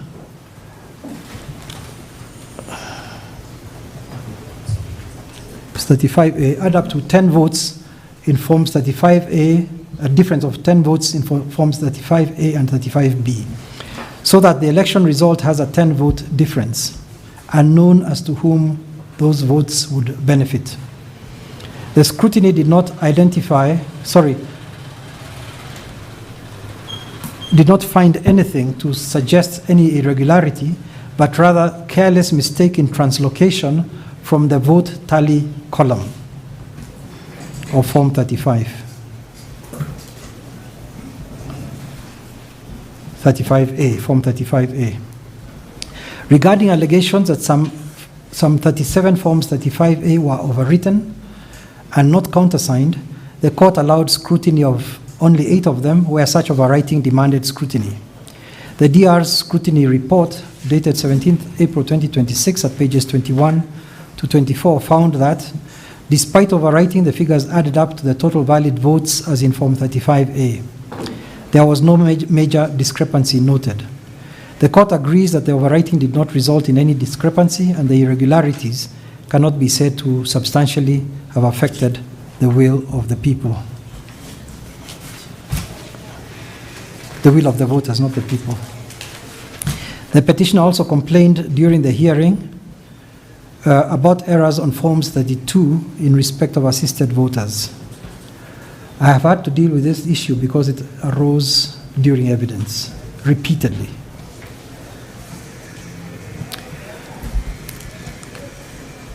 At the outset, it is essential to note that the issue of assisted voters was not pleaded, either in the petition, in the petitioner's issues, or in the grounds of relief. It featured, however, in the supporting affidavit of the petitioner. In one paragraph, we'll get there, and in some of the other affidavits of the petitioner's witnesses, and also in witness testimony. In paragraph 94 of the supporting affidavit to the petitioner deposed as follows: that further, the said agents would bribe the voters on condition that they declared that they were illiterate and in need of assisted voting. This led to exhaustion of oaths of secrecy forms due to inexplicable influx of persons allegedly in need of assisted voting. The second respondents filed an affidavit in support of the response to the petition. The first to third respondents did not respond specifically to the allegation made under paragraph 94 of the supporting affidavit of the petition, even though on their behalf the second respondent acknowledged as follows: that I have read and been explained to by Charles Benedict Mwongela, counsel on record for the first, second, and third respondents, the election petition dated 22nd December 2025 and the affidavit in support of the election petition sworn on 22nd December 2025 by Edwiga Newton Kariuki, and wish to respond as follows. So the issue became sort of subsumed through the affidavits. In furtherance of his claims on assisted voting, the petitioner during his testimony on numerous occasions reiterated his claim on bribery and assisted voting, which featured in his supporting affidavit.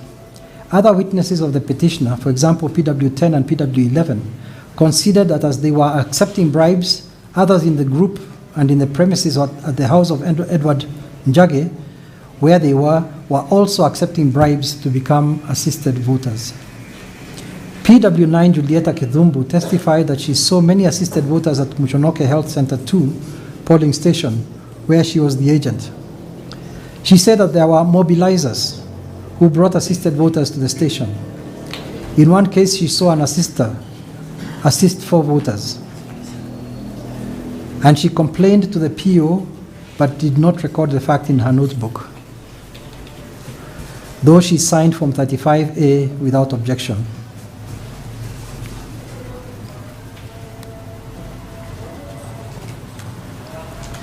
The issue of assisted voters became pronounced after the court ordered that election materials be preserved into the custody of the court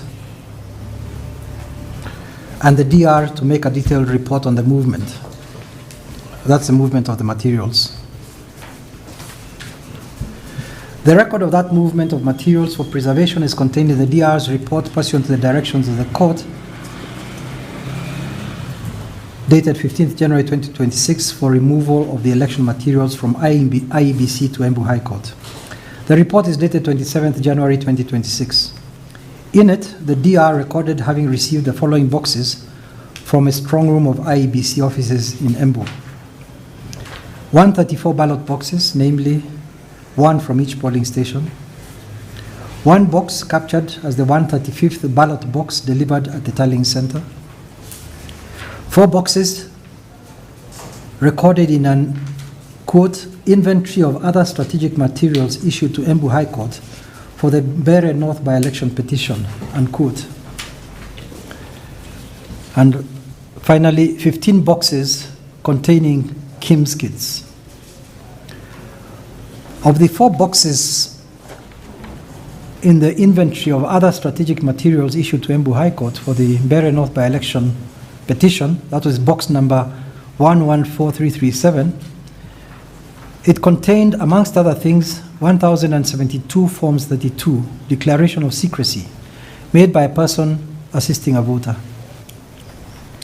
Naturally, this inventory raised concerns as to why these materials were produced from the IEBC offices at Embu without any record by the returning officer. Accordingly, in its ruling, paragraph 62, 2 and 4, delivered on 27th March 2026, the court ordered scrutiny of other strategic materials issued to Embu High Court. Following scrutiny by the DR, she reported her findings at page 15 to 19 of her report of 17th April 2026 as follows: that there were 1072 Forms 32, folio marked 1 to 1072. Out of these, 10 were blank or unpopulated in any way, blank forms. There were forms by 6 declarants which had filled forms,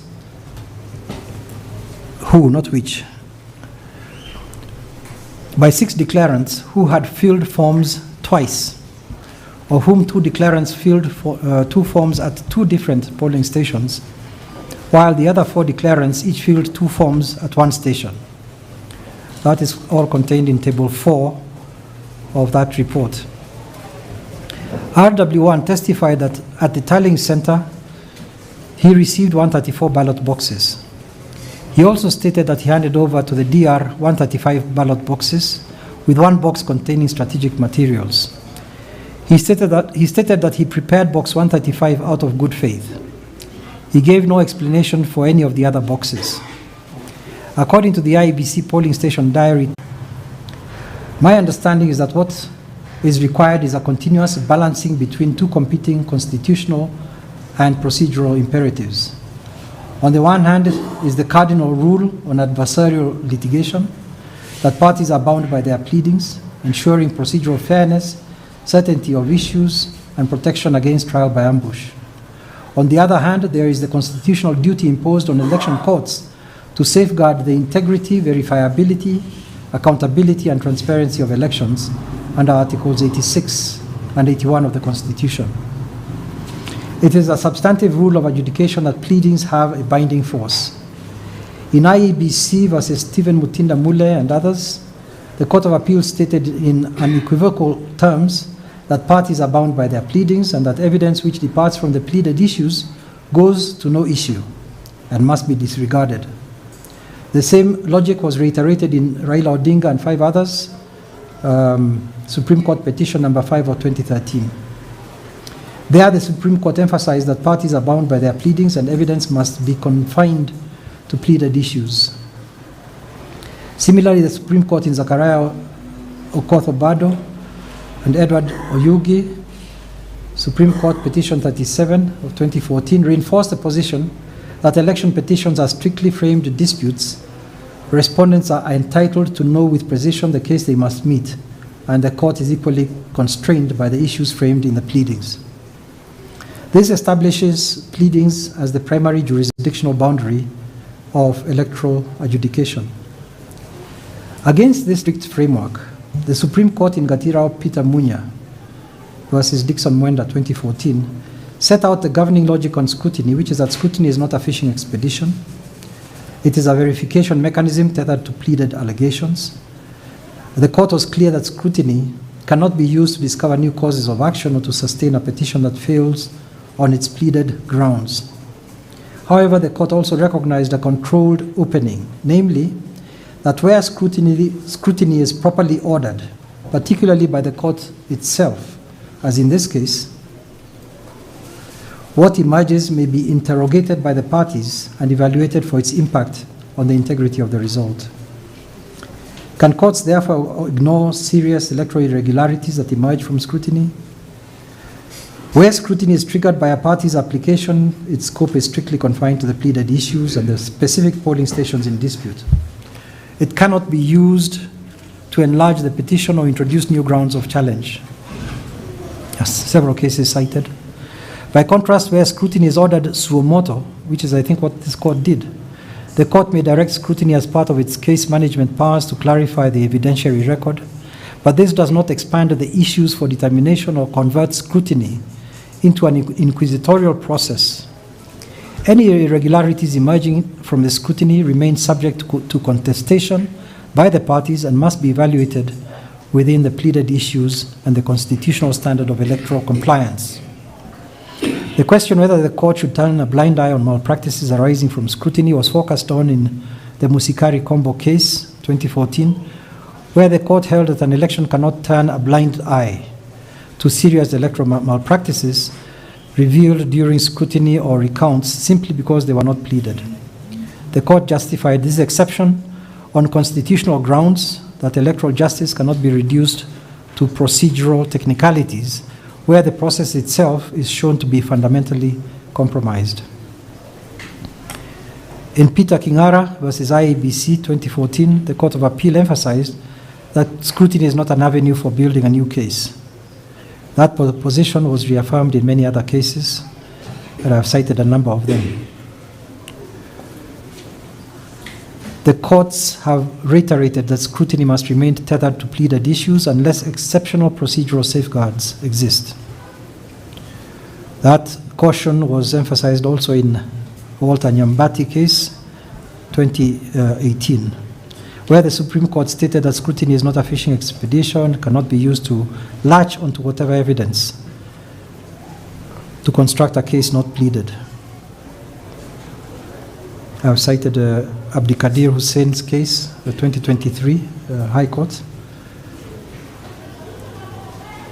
Kenya Court of Appeal, where the Court of Appeal introduces a decisive procedural safeguard that even where serious irregularities are revealed by scrutiny, an election court cannot rely on them without first placing the adverse party on notice and affording an opportunity to respond.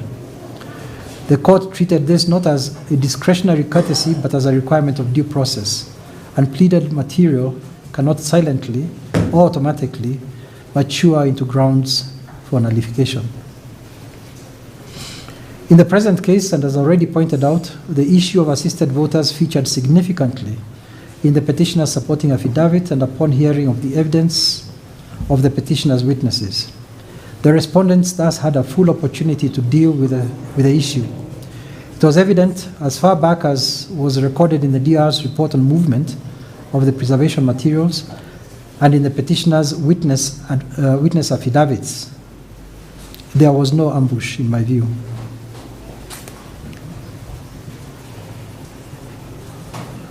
In its decision in Kombe versus Karisa and three others, 2024, Kenya Supreme Court, the Supreme Court affirmed the core principles in Munya on scrutiny. The Apex Court stated as follows at paragraph 107, the Court of Appeal relied on the decision of the Supreme Court in Munya that scrutiny is a vehicle to assist the court to verify the allegations made by the parties to the petition, which allegations themselves must be hinged on pleadings. That it was never intended to enable the court to unearth new evidence on the basis of which the petition could be sustained. From the record, the Supreme Court accepted that the trial court had engaged extensively with scrutiny findings such as unstamped counterfoils, polling station inconsistencies, and irregularities in statutory forms. The Court of Appeal had criticized reliance on some of these matters as unpleaded. The Supreme Court's reaction was not to abandon the pleadings rule, but to recharacterize the function of scrutiny evidence within the broader evidentiary inquiry. It held in substance that scrutiny findings do not operate as stand-alone causes of action, but neither are they legally inert simply because they were not expressly and specifically pleaded. At para 108, the Supreme Court noted as follows: it would appear, therefore, that the report of scrutiny did not yield the outcome expected by the first respondent when he sought it. That did not preclude him from presenting and relying on other pieces of evidence to illustrate that the election in question did not conform with the constitutional and legal imperatives. In the present case, the question of assisted voters was not specifically pleaded, as already stated. Nevertheless, it does not arise entirely as an ambush.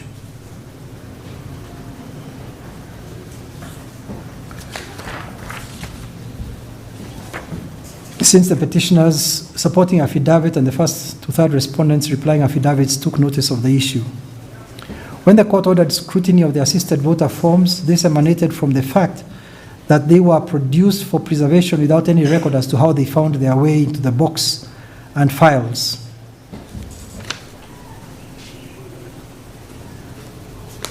They were delivered in. The court was thus entitled to order scrutiny thereof, since oral evidence had been taken and no proper account of the Forms 32 had been given by the respondents. Thus, scrutiny was duly ordered and forms part of the evidential matrix.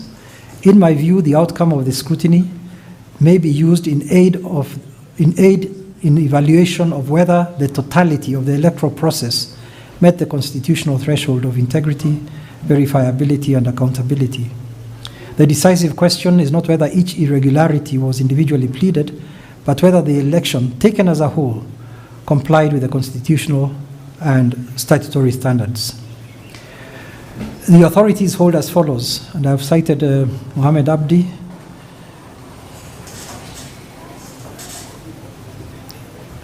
Let me read it. Where the Supreme Court majority refined the remedial approach to Regulation 72, non-compliance, by requiring that such breaches be assessed within the broader Article 86 framework of verifiability and materiality, rather than be treated as automatically determinative of electoral invalidity. Where in the first instance the failure to mark the register is isolated or inadequately proved, the courts generally decline to nullify elections, although the failure weakens the credibility of the official account. This was the position in Mohammed Mahmoud Ali versus IEBC, Mombasa High Court 2017. Further, if the failure becomes systemic, particularly in constituencies where assisted voting would predictably be widespread, courts may infer that the process itself became unverifiable. In light of the foregoing analysis of the law, this court can now make the following conclusions. First, that Regulation 72(6) of the Elections General Regulations was violated in respect of the 1072 assisted voters, as they were not recorded in the physical register as required, nor was there evidence that they were indicated as such in the KIMS register or PSD.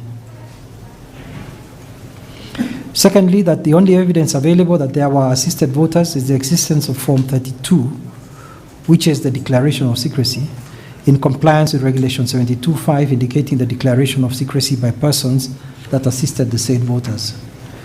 Thirdly, with regard to double declarations by the 6 declarants earlier discussed, as found during scrutiny, these were in breach of Regulation 72(5) of the Elections General Regulations, which provides that as follows: the following shall apply with respect to a person who assists a voter under this regulation. The person shall assist or support only one voter at that election and have a mark as proof of assisting or supporting a voter. Fourthly, while the court take the position that all assisted voters' votes be struck off, it would not change the result of the election, as it is impossible to identify for which candidate they voted.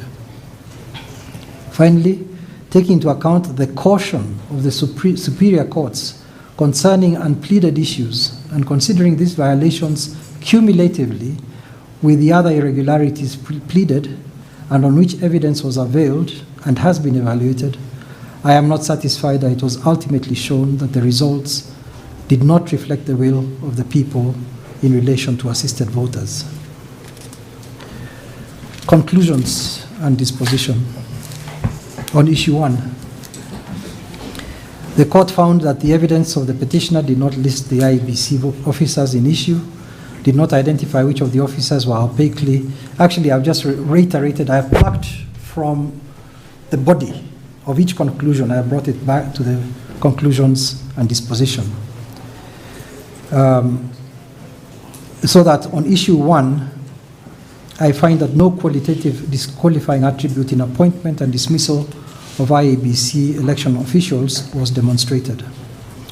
On issue 2, again, I have plucked the conclusion I reached under that issue and brought it forward. It was demonstrated by evidence that there was a physical register, voters register available at every police station, that it had a QR code, that the KIMS kit had a soft copy replica of that register.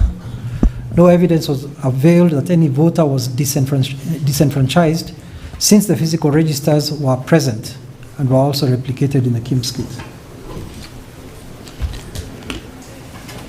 Then I point out the jurisprudence on the use of the physical register is essentially what is carried in the UDA case, that such register is only to be used in instances where biometric or alphanumeric identification fails.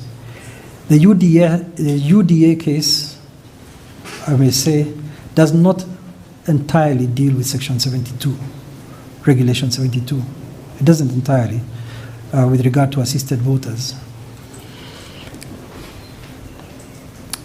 There was no evidence of such failure of identification. The prevailing jurisprudence on the use of registers is the UDA case, is that such register is only to be used in instances where biometric or alphanumeric identification fails.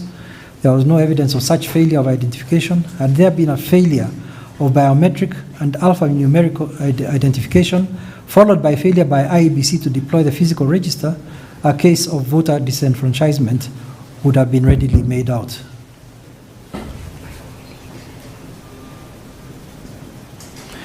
On issue 3, whether there was unlawful third-party interference, on this I came to the conclusion that it was not proved that admitted interference with the register was either widespread, systemic, or intended.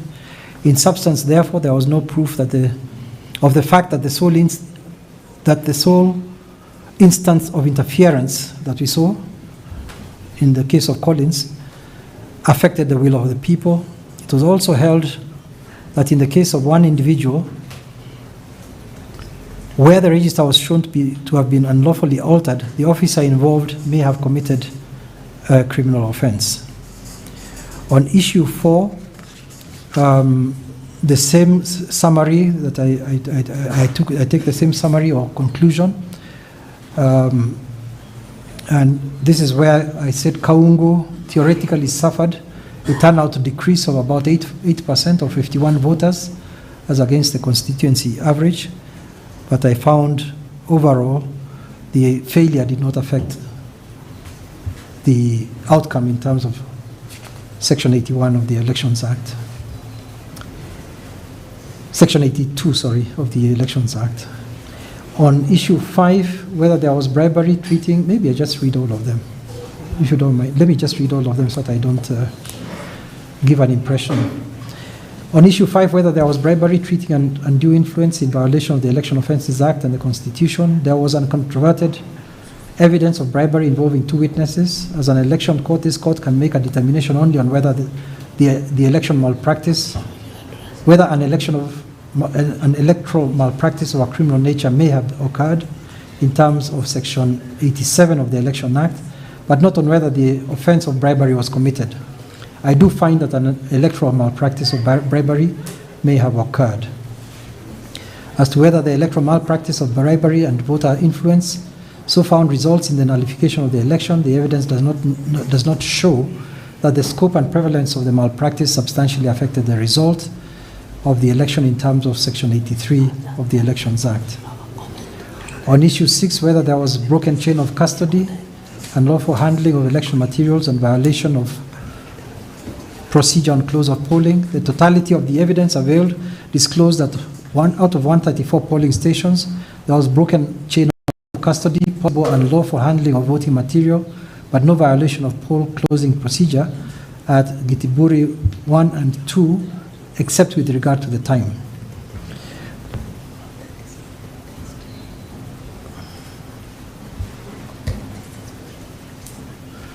For Kaungu, there was evidence of violence, but no evidence of broken chain of custody, unlawful handling of violation of poll station closing procedure. Consequently, there is no basis for the finding that the irregularities or non-compliance were substantial and affected the election outcome in terms of Section 83(1) of the Elections Act. Had it been demonstrated that the sort of violence shown at Kaungu was pervasive or widespread, a positive case would have been made out to conclude that the violence affected the overall quality of the election and had a significant impact on the result. Issue 7, on whether there was use of state resources, state security offices to influence the voters. It was incumbent on the petitioner, in order to prove issue 7, to provide at least the minimum information or proof. The names, some of which were provided, their formal designations, the offices held, and particulars and nature of the alleged abuses of such offices, provisions of the law breached, and the overall effect of such abuses upon the electorate and the election outcome. The petitioner failed to provide these through the evidence adduced. Accordingly, the court is unable to find in his favor on this issue. On issue number 8, the same, the court was unable to find in favor of the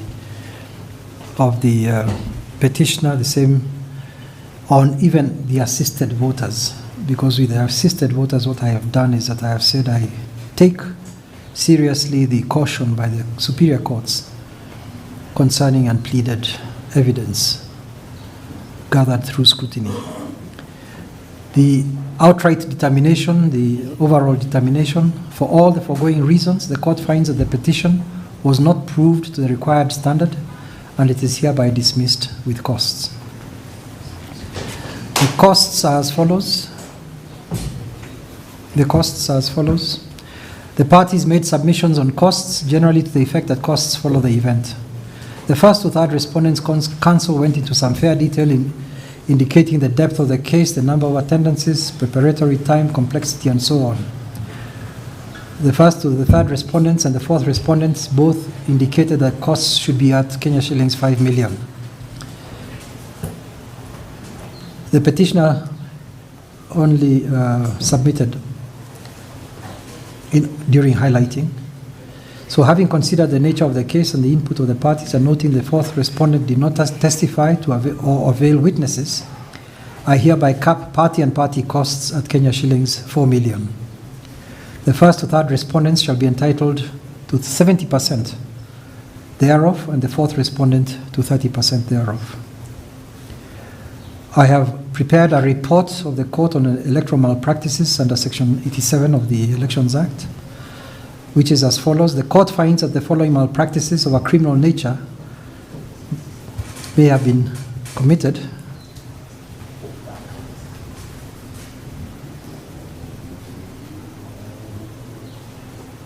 And directs that the same be transmitted to the DPP. A. Admitted alteration of register without authority, contrary to Section 6(1) of the Election Offences Act. B. Double assistance of voters, that is allowing 6 persons to assist more than one voter, each contrary to Regulation 72(5)(c) of the regulations. C. Failure to record in the polling station register against the name of the voter the fact that the voter was assisted, contrary to Regulation 72(6). I will make recommendations separately. I will not, because there's no point of putting the recommendations in the judgment, but I'll make recommendations separately, particularly for IEBC's notice, subsequent to this judgment, because I think it is important.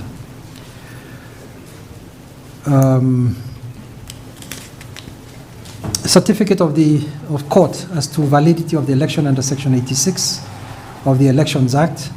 Having concluded the hearing of the election petition, I certify that the petition was dismissed and the fourth respondent remains the duly elected Member of Parliament for Mbeere North constituency. This information is to be transmitted to the Speaker of the National Assembly. Orders accordingly.